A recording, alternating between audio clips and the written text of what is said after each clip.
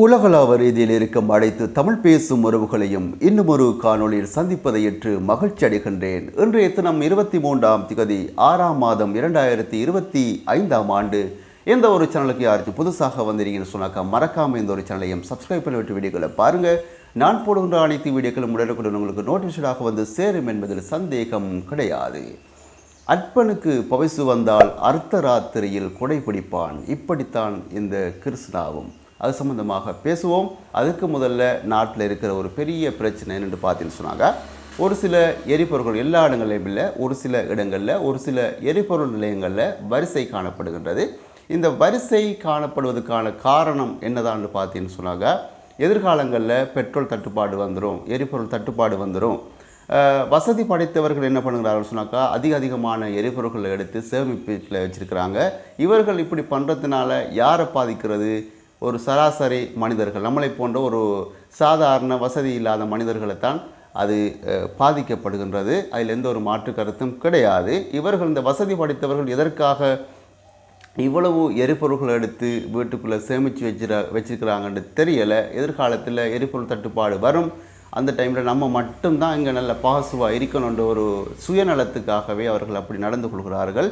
உண்மையிலேயே அரசாங்கத்தாலேயே மிக தெளிவாக சொல்லப்பட்ட ஒரு விஷயம், 2 மாத காலங்களுக்கு பயப்பட வேண்டிய அவசியமே கிடையாது.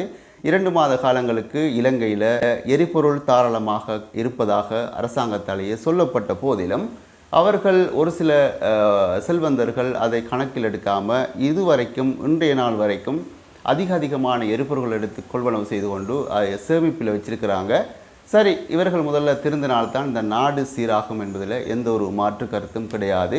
அதுக்கடுத்தபடியாக என்னத்தை பற்றி பேச இருக்கிறோம் சொன்னாக்கா, அற்பனுக்கு பவிசு வந்தால் அர்த்தராத்திரியில் குடைப்பிடிப்பான், அப்படித்தான் இந்த கிருஷ்ணாவும் என்று சொல்லி அவருக்கு ஒரு கருத்தொன்று வந்துச்சு காணப்பட்டிருந்தது. அந்த கருத்தை நான் பார்க்கின்ற பொழுது நான் யோசித்து பார்த்தேன்.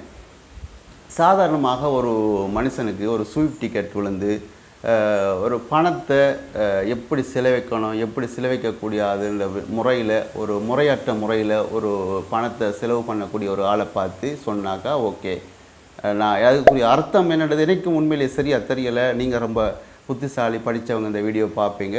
அதுக்கான அர்த்தம் தான் என்னன்றதை கொஞ்சம் தெளிவான முறையில் சொல்லுங்கள். அந்த அற்பனுக்கு பவிசு வந்தால் அர்த்தராத்திரியில் குடைப்பிடிப்பாண்டா, அதுக்கு என்ன அர்த்தம்ன்றதை தெரிஞ்சவங்க நீங்கள் சொல்லுங்கள். என்னை பொறுத்த வரைக்கும் எனக்கு தெரிஞ்ச அளவில் தான் நான் சொல்லி கொண்டிருக்கிறேன். உண்மையிலேயே ப்ரோ எவ்வளவோ கஷ்டங்களுக்கு மத்தியிலையும், எவ்வளவோ அவமானங்களுக்கு மத்தியிலையும், எவ்வளவோ எதிர்ப்புகளுக்கு மத்தியிலையும் அவர் கஷ்டப்பட்டு அவரோட யூடியூப் சேனலில் வந்த வருமானத்தை வச்சு அவர் உண்மையிலேயே அவருடைய வாழ்க்கையை என்ஜாய் பண்ணி கொண்டிருக்கிறார்னு சொல்ல வேண்டும். யூரோப் நாடுகளில் அவருடைய ஹேர் ஸ்டைலாக இருக்கட்டும், அவருடைய உண்மையிலேயே அந்த ஒரு ஹேர் ஸ்டைல் ஒன்று பண்ணியிருக்கிறாரு. அவருக்கு அது ரொம்ப அழகாக இருக்கிறது. உண்மையிலேயே அவருக்கு ஹேர் ஸ்டைல் எப்படி செஞ்சாலும் அவருடைய அந்த ஷேப்புக்கு உண்மையிலேயே அது அழகாக இருக்கின்றது. எந்த ஒரு ஆடை அணிஞ்சாலும் அவருக்கு அது அழகாகத்தான் இருக்கின்றது. ஏன்னா அவருடைய மனசு அப்படி அழகாக இருக்கிறதுனால எதை செஞ்சாலும் அவருக்கு வழித்தோட்டத்திலையும் அழகாகத்தான் இருக்கும். அதில் எந்த ஒரு மாற்று கருத்தும் கிடையாது. இதை பார்த்து கொண்டிருக்கிற ஒரு சிலவர்கள், வயிற்றெரிச்சல் பிடிச்சவர்கள் என்ன சொல்கிறாங்கன்னு சொன்னாக்கா, அற்பனுக்கு பவிசு வந்தால் அர்த்தராத்திரியில் குடைப்பிடிப்பான்னு சொல்லி கொண்டிருக்கிறாங்க. உண்மையிலேயே அவருடைய வீடியோக்காக மக்களுக்கு ஒரு திறமான ஒரு என்டர்டெயின்மெண்ட்டாக ஒரு வீடியோக்களை கொடுக்க வேண்டும் என்பதற்காக அவரையே அவருடைய வீடியோக்களுக்காக அர்ப்பணித்து கொண்டிருக்கிறார்னு சொல்ல வேண்டும். இப்படி அவருடைய வீடியோக்காக அவர் உழைச்சி கொண்டிருக்கிறார். இதை பார்த்து கொண்டிருக்கிறார்கள், ஒவ்வொரு கருத்துக்களை சொல்லி கொண்டிருக்கிறாங்க. உண்மையிலேயே யார் என்னத்தை சொன்னாலும் ஆரம்பத்திலேயே இவர் இப்படி என்ஜாய் பண்ணி அவருடைய வாழ்க்கையை கொண்டு போய்த்திருப்பார். ஆனால் மக்களுக்காக ஏதோ ஒரு சேவை செய்யணுன்றதுக்காகவே அவருடைய கேட்டகரியை உதவி திட்டத்தில் செஞ்சு கொண்டிருந்தார்.